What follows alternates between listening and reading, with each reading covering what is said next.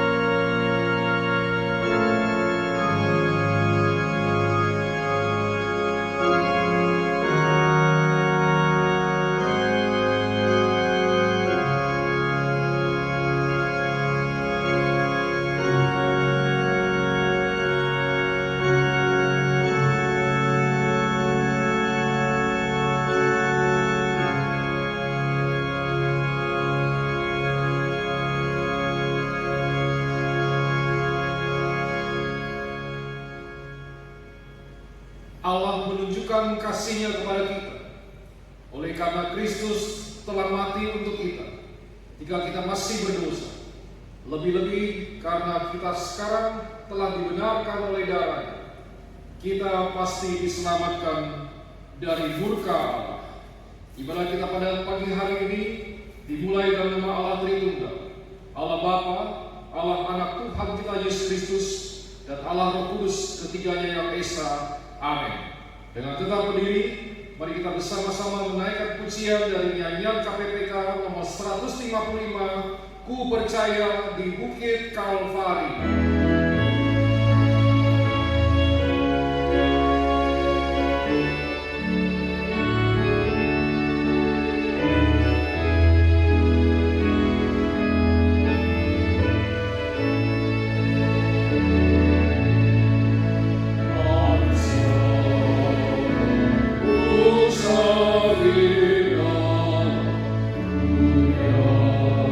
Tiada suatu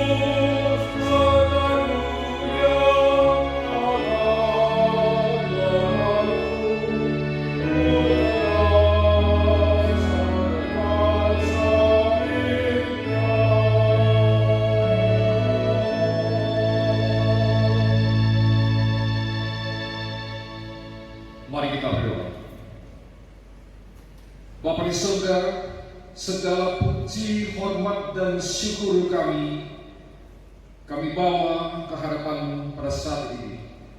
Kami bersyukur untuk apa yang telah Engkau pimpin dalam hidup kami. Kami bersyukur jika kami boleh dipanggil untuk menerima keselamatan melalui Yesus Kristus. Kami bersyukur kami boleh menghadap Raja di atas segala raja, Tuhan di atas segala Tuhan, yaitu Yesus Kristus yang hidup kekal, yang telah menyelamatkan kami. Ampunilah segala dosa dan kesalahan kami. Biarlah ibadah pada pagi hari ini boleh berkenan kepada-Mu. Pimpinlah ibadah kami dari awal sampai selesai. Kiranya kami boleh diberikan hikmat. Demikian juga di dalam pemberitaan firman-Mu, Engkau menyertai kami dengan Roh Kudus-Mu, sehingga firman yang kami dengarkan sungguh-sungguh dapat merubah hidup kami. Di dalam nama Tuhan kami Yesus Kristus, penebus dan juru selamat kami yang hidup, kami berdoa. Amin. Jemaat dipersilakan duduk kembali. Sebuah lagu pujian yang berjudul I Found a Friend, Such a Friend. Pujian ini ditulis oleh James Greenley Small dan dipublikasikan pada tahun 1863. Syair pujian ini menyatakan, aku telah menemukan sahabat yang mengagumkan. Dia adalah Tuhan Yesus. Dengan kasih-Nya yang besar dan murni, Dia telah menyerahkan nyawanya. Tubuhnya telah dikorbankan untuk menembus dan menyelamatkan manusia yang berdosa. Dia yang menuntun sepanjang jalan hidupku, berjalan bersamanya sampai ke surga yang mulia. Tidak ada yang padaku yang dapat kubanggakan. Hatiku, kekuatanku, hidupku, semua milikku adalah miliknya selamanya. Aku miliknya dan Dia milikku. Tidak ada yang dapat memisahkanku daripadanya. Lagu ini hendaknya juga menjadi pernyataan bagi setiap diri kita yang telah menemukan sahabat sejati, yang telah menerima kasih penebusan dan keselamatan dari Tuhan Yesus Kristus. Segala sesuatu yang ada pada diri kita, kekuatan, hati, dan hidup kita adalah miliknya selamanya. Dia adalah milik kita dan kita adalah miliknya. Tidak ada yang dapat memisahkan kita daripadanya. Mari kita menyanyikan pujian ini dari nyanyian KPPK nomor 180, I found a friend, such a friend, padaku ada sahabat.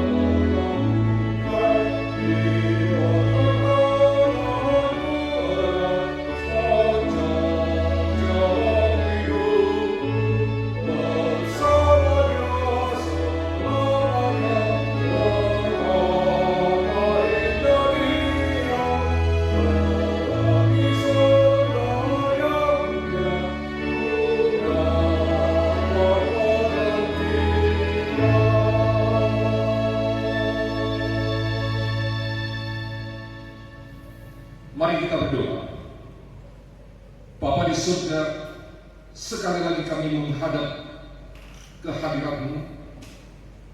Berikanlah kepada kami hikmat untuk sungguh-sungguh memahami firman-Mu yang akan diberitakan, sehingga kami dapat mengenal-Mu, kami dapat mengerti akan kasih dan pengorbanan Kristus yang telah diberikan kepada kami manusia yang berdosa. Kami sungguh bersyukur atas pemberian-Mu dan mengasihi-Mu dengan sepenuh hati kami. Tidak ada yang ada pada kami yang kami banggakan, yang kami pertahankan, yang kami sayangkan, dan yang kami sembunyikan. Tetapi kami menyerahkan seluruhnya yang ada pada kami hanya untuk-Mu. Segala yang kami miliki adalah milik-Mu selamanya. Berkati hamba-Mu yang berkekurangan dan terbatas ini, yang telah Kau percayakan untuk menyampaikan firman-Mu yang berharga dan yang mulia ini. Demikian pula jemaat-Mu yang mendengarkan, kami mohon penyertaan Roh Kudus-Mu yang menerangi hati dan pikiran kami, sehingga hati dan pikiran kami hanya tertuju kepada-Mu. Terpujilah nama-Mu di dalam nama Tuhan Yesus Kristus, penebus dan juru selamat kami yang hidup, kami berdoa. Amin. Mari Bapak Ibu saudara sekalian, kita bersama-sama membuka firman Tuhan. Kita membaca di dalam Injil Markus pasal 14. Injil Markus pasal 14. Kita membaca dari ayat yang ketiga sampai dengan ke-9. Injil Markus pasal 14. Kita membaca dari ayat yang ketiga sampai dengan ke-9.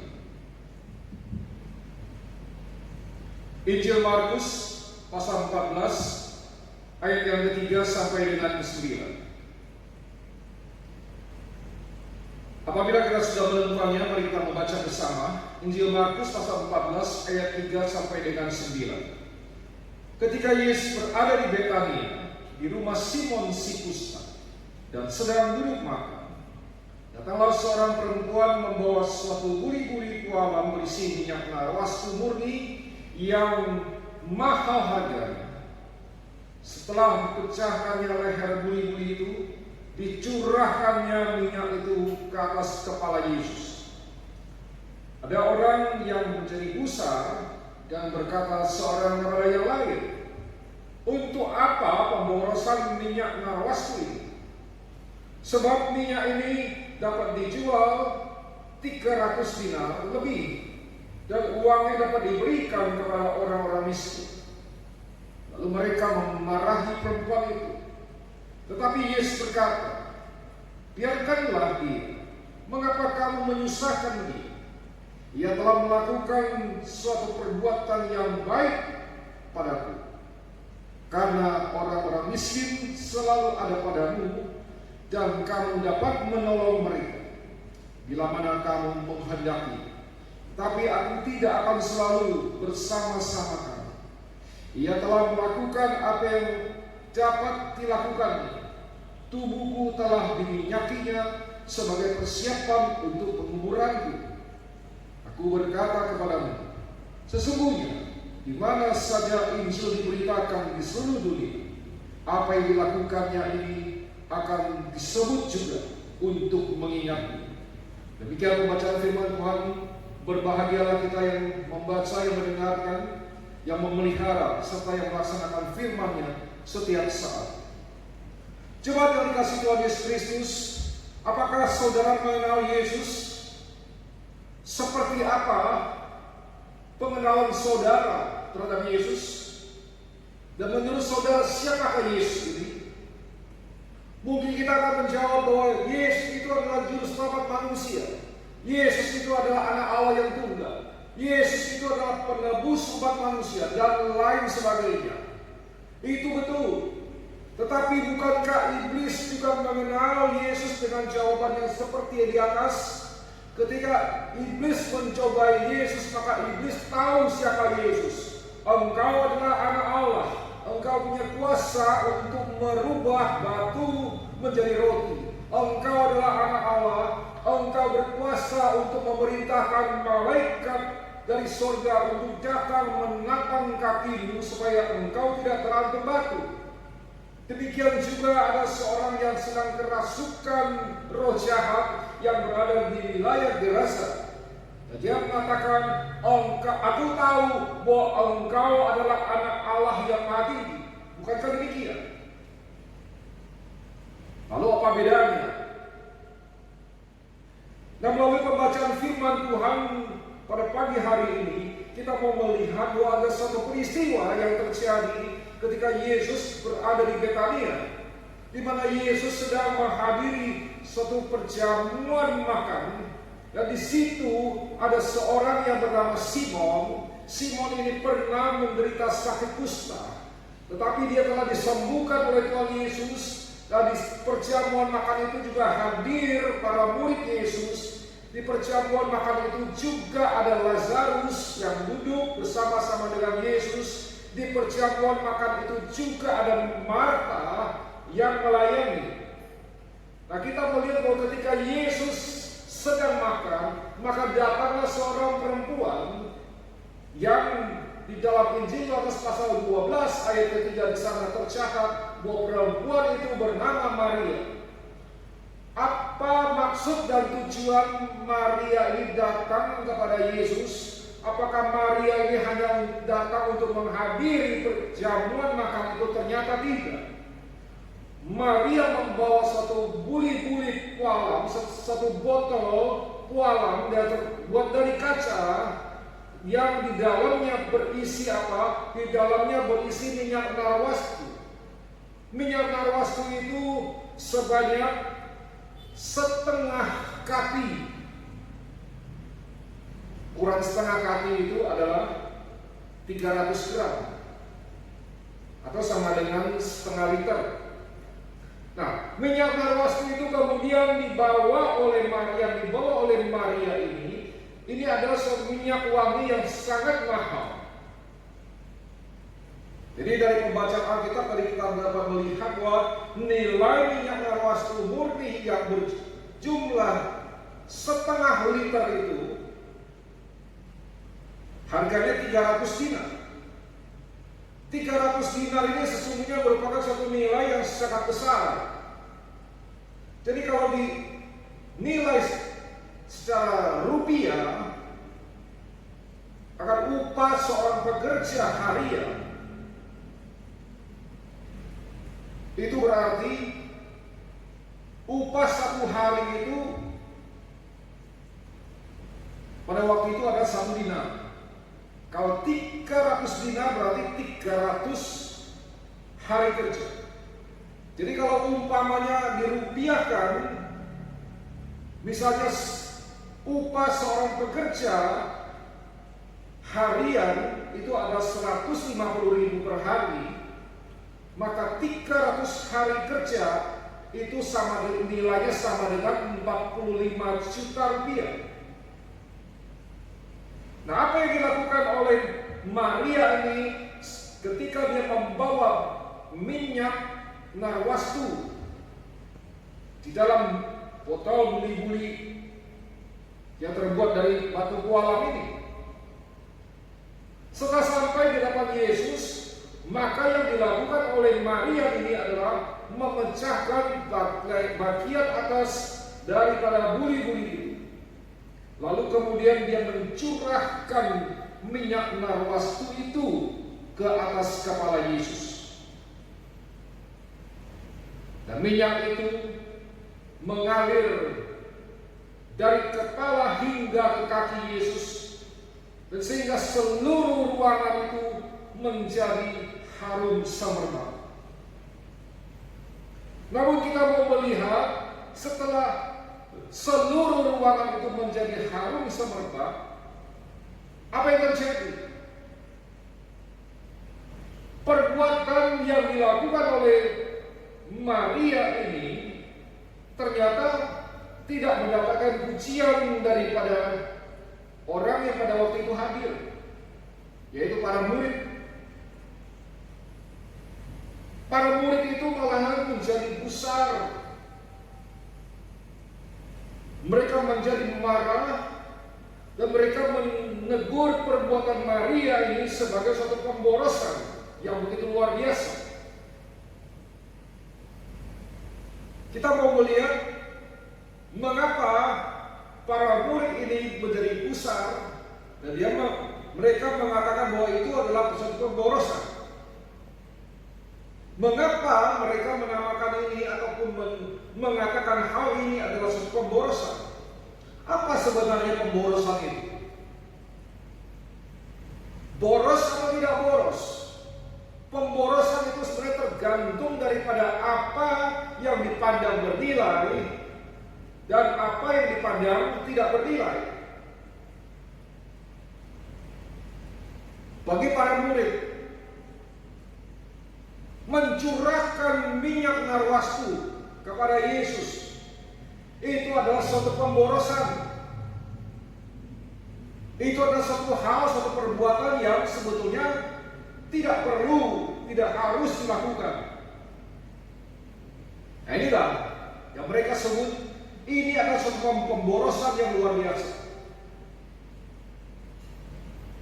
Di mana para murid mereka melihat bahwa minyak narwastu ini bernilai sangat mahal dengan harga 300 dinar.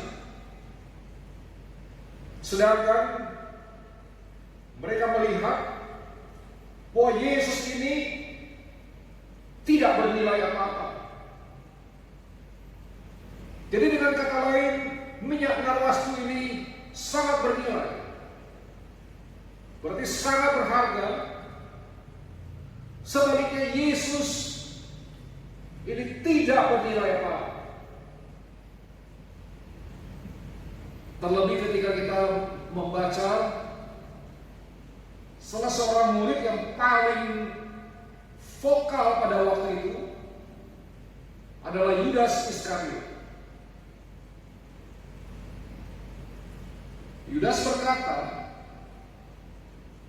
mengapa minyak narwastu ini tidak dijual saja dan uangnya itu bisa diberikan kepada orang-orang miskin?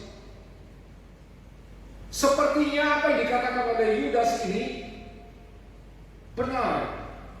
Sepertinya apa yang dikatakan oleh Yudas ini adalah sesuatu hal yang sangat terdengar sangat rohani. Lebih baik minyak ini dijual, uangnya diperoleh untuk dibagikan, diberikan kepada orang miskin. Namun kenyataannya sesungguhnya tidak demikian. Apa yang berada di dalam pemikiran Yudas, di dalam pikiran Yudas, itu Yudas hanya melihat bahwa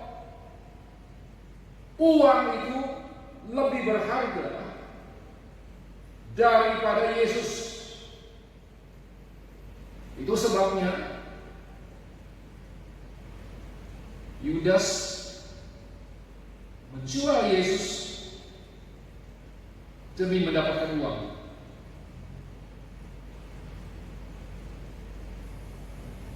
Nah, jemaat yang dikasihi Tuhan Yesus Kristus, sebetulnya perlu tidak Maria melakukan hal yang demikian? Mungkinkah ketika kita berada di sana, seandainya kalau kita adalah salah satu daripada para murid yang hadir pada waktu itu, apakah mungkin kita juga akan berkata, untuk apa hal ini dilakukan? Ini adalah suatu pemborosan. Atau kita juga berkata bahwa boleh-boleh saja kita lakukan, tetapi tidak perlu sampai sebegitu. Atau mungkin kita hanya mengatakan jangan menggunakan minyak yang begitu mahal.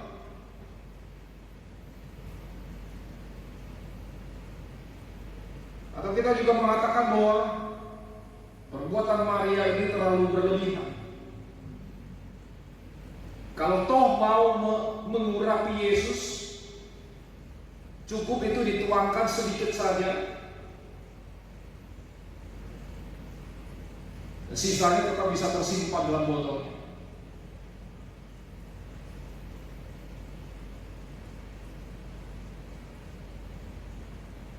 Atau andaikan kita adalah Maria, apa yang kita lakukan?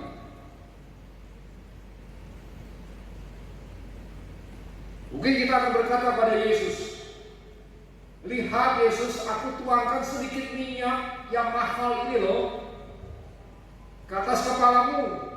Lihat betapa aku mengasihimu. Aku curahkan sedikit saja. Atau kita pun berkata pada Yesus, jangan menggunakan minyakku yang begitu mahal ini.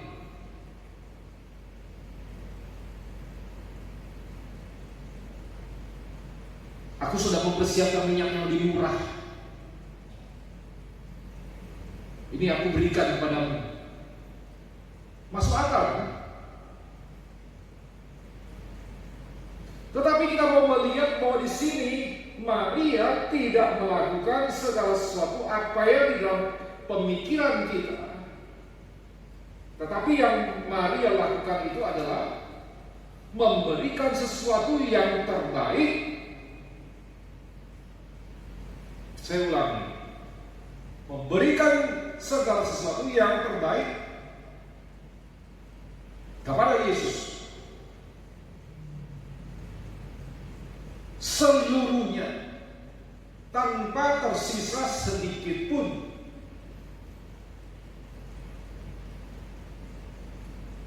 Nah, inilah yang pada hari ini yang kita mau pikirkan.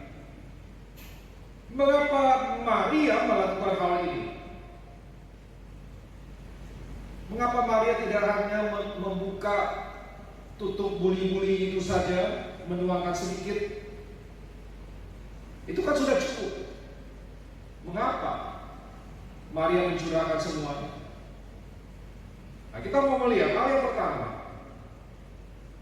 Maria memecahkan buli-buli dan menuangkan minyak narwastu yang mahal harganya itu adalah karena Maria sangat mengenal siapa Yesus. Maria sangat tahu siapa Yesus itu. Ketika Yesus berada di kota Betania, Yesus pernah mampir ke rumah Maria.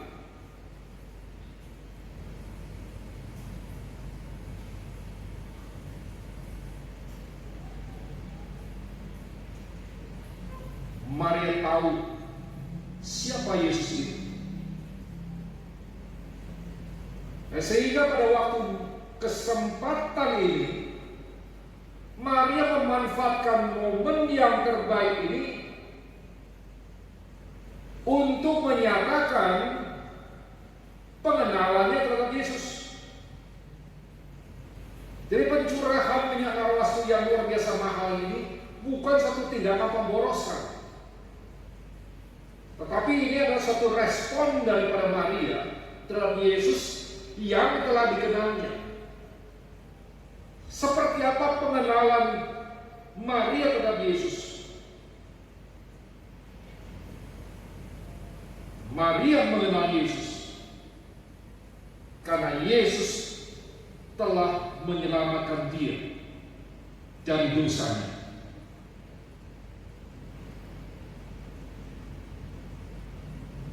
Mari kita melihat ciri kita. Setelah sekian lama kita mengaku percaya pada Yesus, kita mengikut Yesus, kita menjadi orang Kristen. Apakah kita betul-betul benar-benar sudah mengenal Yesus? Apakah kita sudah betul-betul mengenal apa yang Yesus lakukan bagi kita? Apakah engkau betul-betul mengerti bahwa Yesus sudah bersedia mati menggantikan kita, menanggung hukuman murka Allah?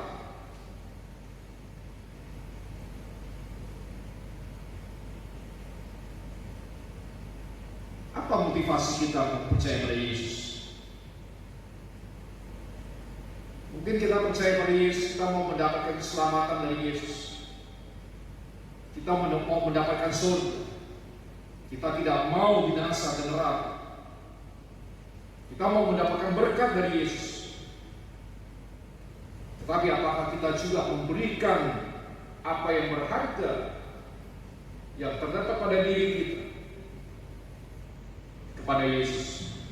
Apa sebetulnya nilai-nilai yang mendasari hidup kita? Apa sebenarnya yang paling berharga di dalam diri kita yang kita miliki? Materi, waktu, tenaga, pikiran? Apakah kita memberikan kepadanya? Mungkin kita rela menggunakan materi, tenaga, waktu, pikiran kita untuk kesenangan, untuk kepentingan, untuk kepuasan diri kita, daripada kita memberikannya kepada Yesus. Atau sebaliknya, kita bisa memberikan kepada Yesus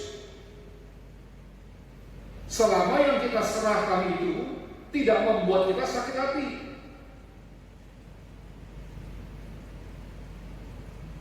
Yang kita berikan itu tidak terlalu banyak. Mungkin kita berkata pada Yesus, jangan banyak-banyak, sedikit saja ya. Atau kita bisa menyerahkan, memberikan pada Yesus sejauh tidak mengganggu kepentingan kita. Ini perhatikan baik-baik. Kita sering berada di dalam sikap yang demikian. Jikalau engkau mengerti apa yang telah Yesus lakukan dalam hidupmu, maka engkau tidak akan hitung-hitungan dengannya. Engkau tidak akan mengakali Tuhan. Engkau pasti akan rela memberikan segala sesuatu yang berharga yang kau miliki untuk Tuhan. Hal yang kedua,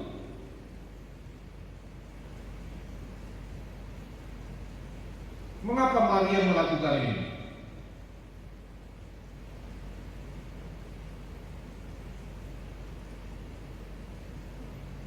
Kalau kita membaca Injil Lukas pasal 10 dari ayat 38 sampai dengan 42, Yesus pernah mampir ke rumah Maria.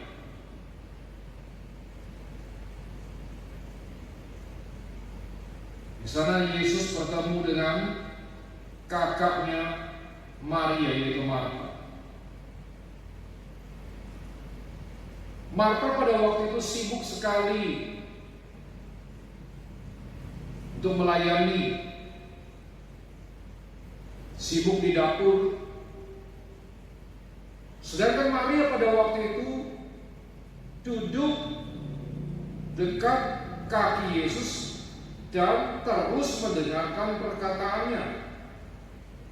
Sampai-sampai pada waktu itu Marta menjadi gusar dan berkata, Tuhan, tidakkah engkau peduli bahwa saudaraku itu membiarkan aku melayani seorang diri? Suruhlah dia membantu aku. Tapi apa jawab Yesus? Yesus menjawab, Marta, engkau khawatir dan menyusahkan dirimu dengan banyak perkara, tetapi hanya satu saja yang sesungguhnya yang perlu. Dan Maria, adikmu itu, telah memilih bagian yang terbaik yang tidak akan diambil daripadanya. Kita memperhatikan baik-baik. Bukankah Marta dan Maria ini sama-sama menerima Yesus? Jawabannya iya, pasti. Karena Yesus datang, Yesus diperlakukan sebagai seorang tamu. Tetapi kita mau melihat bahwa di sini ada sikap dan cara Marta dan Maria yang berbeda dalam hal menerima Yesus. Marta menerima Yesus dengan sibuk menyibukkan diri di dapur. Dia berpikir dia mau mempersiapkan makanan yang akan dihidangkan untuk menjamu Yesus. Tetapi sebaliknya Maria menerima Yesus dengan cara dia duduk di dekat kaki Yesus dan terus mendengarkan perkataan Yesus. Kalau menurut kita, mana yang lebih penting? Menyibukkan diri untuk melayani Yesus, atau kita duduk dekat Tuhan Yesus, kita mendengar apa yang diucapkan oleh Tuhan Yesus.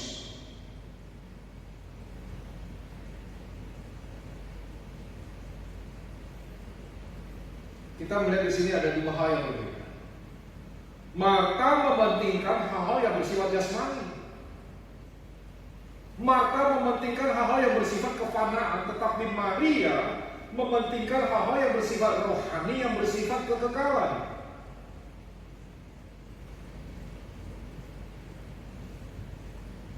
Bukankah kita juga sering bersikap seperti Marta?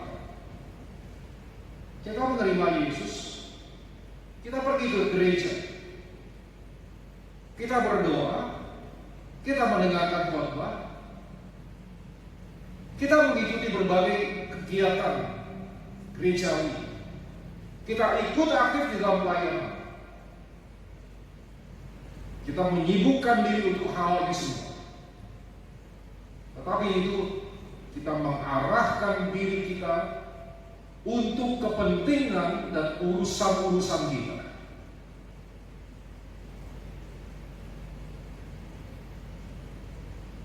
Mungkin kita berkata pada Yesus, aku menerima Engkau, aku datang ke gereja, aku ikut berbagai program, aku ikut berbagai aktivitas. Tapi aku tidak bisa mengarahkan hidup kepada hal-hal selain untuk kepentingan.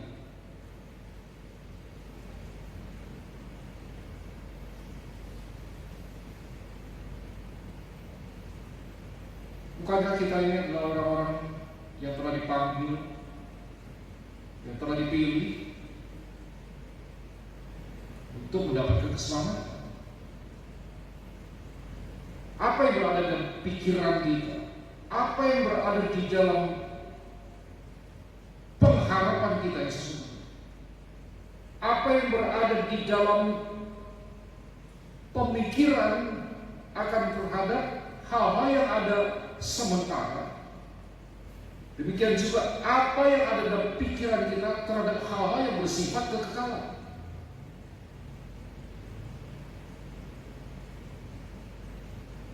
Rasul Paulus berbicara di dalam surat Kolose pasal 3 ayat 1 sampai dengan 4.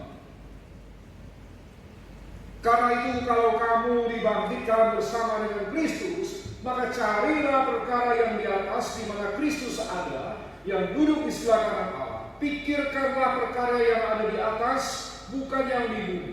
Sebab kamu telah mati dan hidupmu tersembunyi bersama-sama dengan Kristus di dalam Allah. Apabila Kristus yang adalah hidup kita menyatakan diri kelak, kamu pun akan menyatakan diri bersama dengan Dia dalam kemuliaan. Di sini Paulus berbicara tentang identitas orang Kristen. Paulus berbicara akan identitas orang yang percaya pada Yesus. Orang yang sudah percaya adalah orang yang diselamatkan. Orang yang diselamatkan adalah orang yang mendapatkan hidup yang kekal. Di mana pola pikir daripada orang yang sudah percaya, yang sudah diselamatkan, yang sudah mendapatkan hidup yang kekal itu, pola pikirnya itu adalah pola pikir akan hal-hal yang ada di atas di sorga yang kekal, bukan yang fana.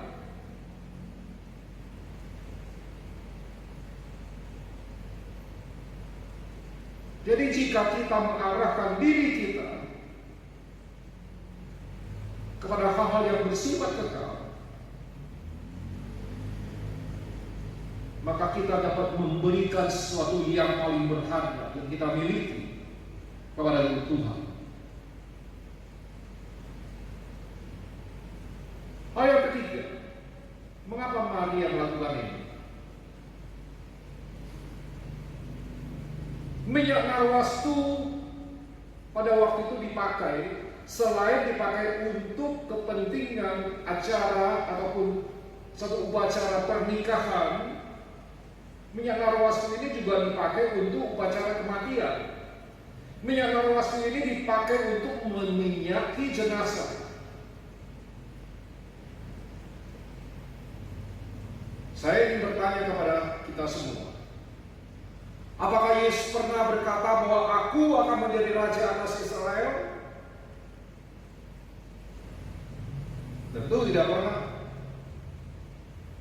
Apakah Yesus pernah berkata bahwa anak manusia akan dianiaya dan disalibkan? Jawabannya adalah berkali-kali. Berkali-kali bahwa Yesus menyatakan bahwa anak manusia akan menanggung penderitaan, akan disalibkan, akan ditolak oleh kaum tua-tua, oleh ahli Taurat, oleh orang Farisi. Anak manusia itu akan diserahkan ke dalam tangan manusia untuk dibunuh. Tetapi para murid tidak mengerti.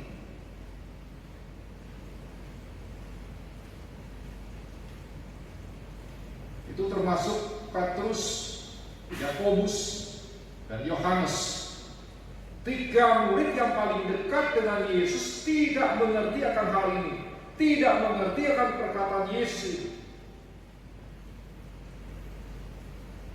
Siapa yang mengerti bahwa Yesus menyampaikan ini, bahwa ia harus menderita, dia harus ditolak, dia harus diserahkan, dia harus disalibkan?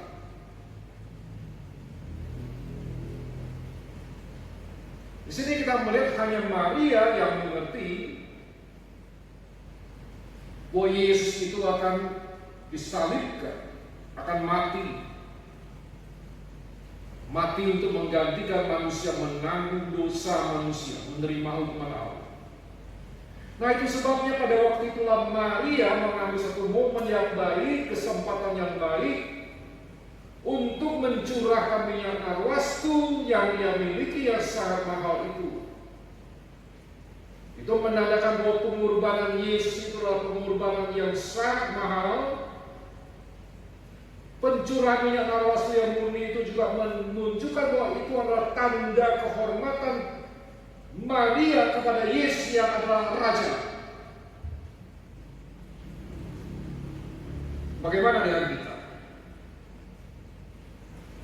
Apakah kita tahu bahwa Yesus itu adalah anak manusia yang akan diserahkan ke dalam tangan manusia yang berdosa? Apakah kita mengerti, sungguh betul-betul mengerti, atau kita hanya sekedar tahu? Jikalau kita hanya sekedar tahu, maka kita tidak akan pernah mengerti. Kalau kita tidak akan pernah mengerti, maka kita tidak akan pernah menyerahkan segala sesuatu yang kita miliki yang berharga daripada diri kita kepada Tuhan. Atau saudara menganggap bahwa Yesus itu memang seharusnya ditangkap, disiksa, dibunuh, disalibkan? Bagi saudara, jika saudara memiliki pemikiran yang demikian, maka sungguh-sungguh saudara belum mengenal siapakah Kristus. Dan itu sebabnya mungkin engkau tidak dapat memberikan apa yang terbaik yang saudara miliki kepada Kristus. Kiranya dalam kesempatan pada pagi hari ini, di Minggu Prapaskah ini, kita boleh bertanya pada diri kita, apakah kita sudah sungguh-sungguh mengerti, mengenal siapa Kristus, mengerti apa yang telah dilakukan oleh Kristus pada 2000-an tahun yang lampau, yang dilakukan oleh Dia. Hanya orang yang sungguh-sungguh mengenal siapa Kristus, yang sungguh-sungguh mengerti apa yang sudah dilakukan oleh Kristus baginya, yang dapat menyerahkan sesuatu yang paling mahal, yang paling berharga di dalam hidupnya bagi Kristus. Karena Dia telah memberikan dirinya bagi manusia yang berdosa untuk menerima hukuman engkau. Amin. Mari kita berdoa. Bapa di surga, kami sungguh bersyukur untuk cinta kasih-Mu yang begitu besar. Engkau telah memberikan Kristus kepada kami sehingga kami dapat memperoleh keselamatan. Ajarilah kepada kami untuk dapat memahami dengan benar akan pengorbanan Kristus yang telah memberikan diri seluruhnya untuk kami yang penuh dengan dosa ini. Karena Kristus telah memberikan jaminan keselamatan, pengampunan dan hidup baru pada kami. Ampunilah kami ya Bapa. Kami yang selama ini gagal mengasihi-Mu dan sungguh-sungguh kami hanya sekedar tahu. Kami menganggap bahwa hal ini adalah lumrah, hal ini adalah wajar. Dikasih kami ini hanya ada pada ucapan bibir kami, tetapi tidak nyata di dalam hidup kami. Tapi itu sebabnya kami mohon belas kasihan-Mu pada pagi hari ini. Dan kekuatan-Mu sehingga kami ini boleh berubah, sehingga kasih-Mu ini yang kami miliki kepada-Mu ini tidak hanya menjadi kasih yang kosong, tidak hanya sekedar kami ucapkan, tetapi boleh menjadi nyata di dalam hidup kami.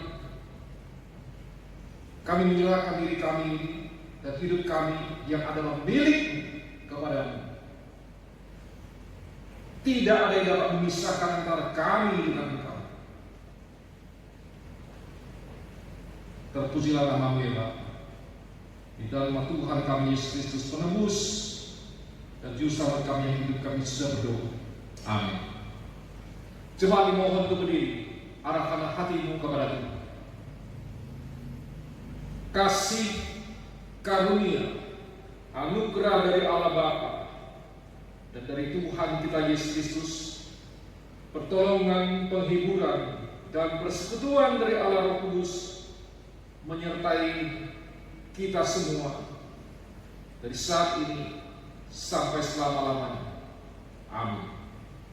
Jemaat dipersilakan duduk kembali saat ibadah selesai. Sampai berjumpa minggu depan.